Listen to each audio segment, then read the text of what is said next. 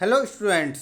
अगर आपका DElEd first semester का हिंदी का एग्ज़ाम होने वाला है और आपके पास समय बहुत कम है तो ये वीडियो आपके लिए बहुत ही ज़्यादा इम्पोर्टेंट होने वाला है, क्योंकि इस वीडियो में हम ऐसे क्वेश्चन डिस्कस करेंगे जो एग्ज़ाम में अक्सर पूछे जाते हैं और इम्पोर्टेंट हैं, और इन्हीं प्रश्नों में से आपके बहुविकल्पे भी बनेंगे और अति लघु तो ये हैं ही। ठीक है, तो डिस्कस करते हैं इंपोर्टेंट क्वेश्चन। अगर आप ये वीडियो पूरा देख लेते हैं तो आपके पास होने के चांसेस काफ़ी ज़्यादा बढ़ जाते हैं। ठीक है, तो देखिए पहला क्वेश्चन क्या है, लेखन के प्रकार बताइए। तो लेखन के 3 प्रकार है, मोस्ट इंपोर्टेंट है, सुलेखन, अनुलेखन और श्रुति लेखन।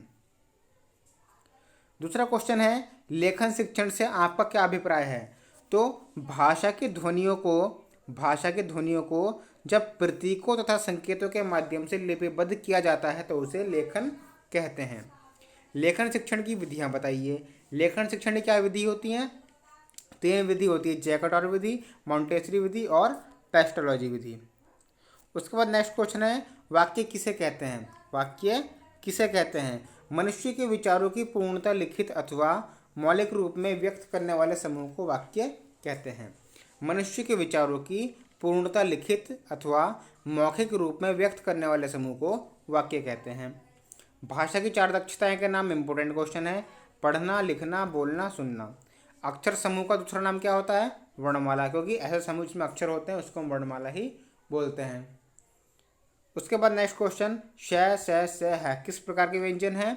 तो ये सभी हवा मुख से रगड़ती हुई निकली है। ठीक है, धीरे धीरे बाहर निकलती है, उन्हें ऊष्म संघर्षी व्यंजन कहा जाता है। तो ये ऊष्म संघर्षी व्यंजन है। उसके बाद नेक्स्ट क्वेश्चन है, भाषा शिक्षण के 4 प्रमुख कौशल कौन कौन से हैं। तो भाषा शिक्षण के 4 कौशल कौन कौन से हैं? श्रवण कौशल, उच्चारण कौशल, वाचन कौशल और अभिव्यक्ति कौशल। अनभिज्ञ तथा मुक्त का क्रमशः विलोम शब्द लिखिए। तो अनभिज्ञ का विलोम क्या होता है? सुविज्ञ। मुक्त का बंधन। नेक्स्ट क्वेश्चन, क्षत्रज्ञ किस प्रकार के व्यंजन हैं। तो क्षत्रज्ञ संयुक्त व्यंजन है। उसके बाद नेक्स्ट क्वेश्चन, ओ का उच्चारण स्थान लिखिए। तो ओ का उच्चारण स्थान कंठ और ओष्ठ हैं। उसके बाद नेक्स्ट क्वेश्चन, य र ल व किस प्रकार के व्यंजन हैं। ये अंतस्थ व्यंजन है, 16 में और 18 में आया हुआ है, इंपोर्टेंट क्वेश्चन है। अनुस्वार किसे कहते हैं। अनुस्वार के उच्चारण में वायु नाक से निकलती है। अनुस्वार के उच्चारण में वायु नाक से निकलती है और उच्चारण झटके के साथ होता है, जैसे ठंडा, कंचन, जंगल आदि। लिपि किसे कहते हैं। भाषा को लिखने की विधि ही लिपि कहलाती है। लेखन शिक्षण की तो विशेषताएं, अक्षर शब्द वाक्यों को स्पष्ट रूप से लिखना और व्याकरण और वर्तन की दृष्टि से शुद्धता होनी चाहिए। एक सफल भाषा शिक्षक में कौन कौन से गुण होने चाहिए। शिक्षक में गुण कौन कौन से होने चाहिए। शिक्षण लेखन में निपुण हो, मतलब शिक्षक की राइटिंग साफ हो, भाषा का पूर्ण ज्ञान होना चाहिए, प्रवाहमय वक्ता होना चाहिए, शिक्षक का उच्चारण शुद्ध होना चाहिए। नेक्स्ट क्वेश्चन, वाक्य को परिभाषित कीजिए। वाक्य में भाव को अभिव्यक्त करने की क्षमता होती है। वाक्य के अंतर्गत आवश्यक तत्व कौन कौन से होते हैं। तो वाक्य में आकांक्षा, योग्यता, 3 आवश्यक तत्व होते हैं। उसके बाद नेक्स्ट क्वेश्चन मोस्ट इंपोर्टेंट, वाक्य के प्रकार कौन कौन से होते हैं। वाक्य के 3 प्रकार हैं, सरल वाक्य, मिश्र वाक्य और संयुक्त वाक्य। उपेक्षा और अपेक्षा का अर्थ लिखना है। तो उपेक्षा का अर्थ क्या है? अवहेलना और निरादर। अपेक्षा का अर्थ है आवश्यकता। जिसके नीचे रेखाएं लगाई गई हों वाक्यांश के लिए एक शब्द लिखिए। तो जिसके नीचे रेखाएं लगाते हैं उसे हम क्या बोलते हैं? रेखांकित। जैसे ये हमने रेखा लगाई उसके नीचे, तो ये रेखांकित हो गया। आकाश के 4 पर्यायवाची बहुत ईजी है, नभ, अंबर, गगन, व्योम, आकाश, आसमान। ठीक है। नेक्स्ट क्वेश्चन, ओ और ओ किस प्रकार के वर्ण हैं। ये अनुनासिक वर्ण है।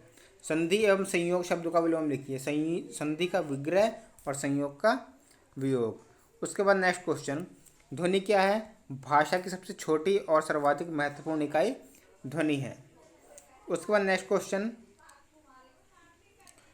हिंदी भाषा में स्वर और व्यंजन कितने हैं। तो हिंदी भाषा में 11 स्वर हैं और 33 व्यंजन हैं।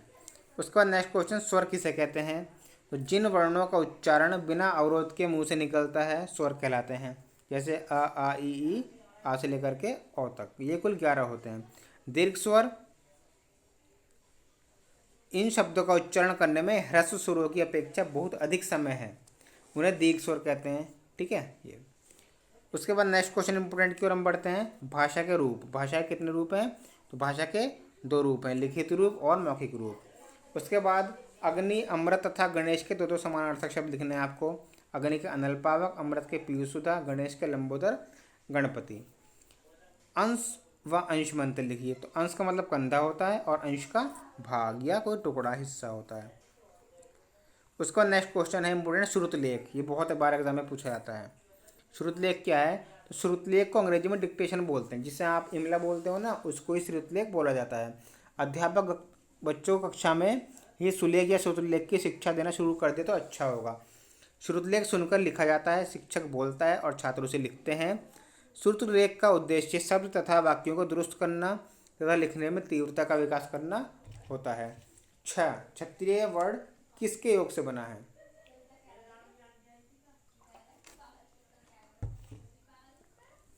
ये कै और शै के योग से बना है, इंपोर्टेंट है। उसके बाद नेक्स्ट क्वेश्चन इंपोर्टेंट की ओर हम बढ़ते हैं। भाषा किसे कहते हैं? ठीक है, लिखकर तथा बोलकर समझाई जाने वाली बातें भाषा कहलाती हैं। अनेकार्थी शब्द किसे कहते हैं? जिसके एक से अधिक अर्थ होते हैं। जैसे कल शब्द का अर्थ पिछला दिन और अगला दिन, शोर, मशीन, सुंदर, ये सब कल के अर्थ हैं। पर्यायवाची शब्द किसे कहते हैं? एक सा अर्थ व्यक्त करने वाले अनेक शब्दों को समानार्थी तथा पर्यायवाची शब्द कहते हैं। यह जल को नीर, वारी, पानी के नाम से जाना जाता है। कृष्ण का पर्यायवाची जनार्दन। विलोम शब्द विपरीत अर्थ देने वाले। अब कुछ लघु उत्तरीय हमारे जो इम्पोर्टेंट हैं, जैसे विराम चिन्ह, मोस्ट इम्पोर्टेंट क्वेश्चन है। विराम चिन्ह देखिए कितनी बार आया हुआ है, ये सब आप यहाँ पर देख सकते हैं, ये सब। ठीक है, ये सब विराम चिन्ह के संलग्न है, इतनी बारी आया हुआ है एग्जाम में। तो विराम का अर्थ हम पहले समझ देखिए, इतना लंबा आपको नहीं लिखना, शॉर्ट में लिखना है। विराम का अर्थ आप पहले लिख देंगे। विराम का अर्थ है रुकना या ठहरना। ठीक है, बस इतना लिख दो। उसके बाद उदाहरण, रोको मत जाने दो है। इस वाक्य में कहीं कोई विराम नहीं है, जिससे इसके 2 अर्थ निकलते। पहला रोको मत जाने दो और दूसरा रोको मत जाने दो। 2 अर्थ हैं, ये इसके विरुद्ध हैं। ठीक है, तो ये सब विराम का मतलब होता है। परिभाषा लिखनी सिंपल भाषा में लिख सकते हैं। वाक्य बोलते अथवा लिखते समय विराम को प्रकट करने वाले चिन्हों को विराम चिन्ह कहते हैं। उसका पूर्ण विराम, ये है आपका डंडा होता है ना, ये पूर्ण विराम होता है।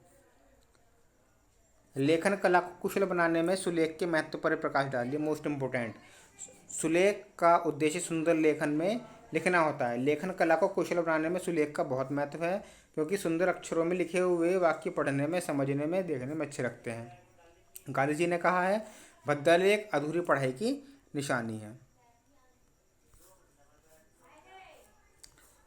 उसके बाद हम मोस्ट इम्पोर्टेंट लेखन शिक्षण की प्रमुख विधियाँ, ये क्वेश्चन मोस्ट इम्पोर्टेंट है। लेखन शिक्षण की प्रमुख विधियाँ कौन कौन सी हैं? तो छात्रों को पढ़ना, सीधे आपको विधियाँ की ओर ले चलते हैं, मोस्ट इम्पोर्टेंट है। ठीक है, मॉन्टेसरी विधि, रेखाओं द्वारा लिखने की शिक्षा देना, मॉन्टेसरी विधि, अनुकरण विधि, पेस्टोलॉजी और मनोवैज्ञानिक विधि। आप ये 5 लिख देंगे और बाकी इनकी डिटेल कर देंगे। ठीक है, रेखा विधि में बच्चे को रेखाएं खींचने लगते हैं और वो रेखा खींचते खींचते एक वर्ड बना देते हैं, शब्द बना देते हैं, उसको ही रेखा विधि कहते हैं। मॉन्टेसरी में आकृतियाँ खींचते हैं बीजगणित की, रेखा गणित की। ठीक है, रेखा जैसे कोई गोला खींच दिया, कोई हमने वर्ग बना दिया, तो बच्चे क्या करते हैं, इसमें स्याही भर देते हैं। ये मॉन्टेसरी विधि कहलाती है, खेल खेल में सीखना। ठीक है, लिखना सिखाने में ध्यान देने योग्य बिंदुओं को लिख लीजिए, मोस्ट इंपोर्टेंट है। जब लिखना सीखते हैं बच्चे तो उसमें क्या देखना, बैठने का ढंग देखना चाहिए क्या होता है। ठीक है, बैठने के ढंग का जो है अभ्यास कराना चाहिए। झुक कर बैठने से रीढ़ की हड्डी टेढ़ी होती है, तो सीधे बैठना चाहिए। आंखों पर अधिक बल पड़ता है अगर आप झुक कर लिखते हैं तो बच्चों को झुक कर नहीं बैठना चाहिए। कॉपी को टेढ़ा करके लिखना गलत आदत है, कॉपी को सीधा रखना चाहिए।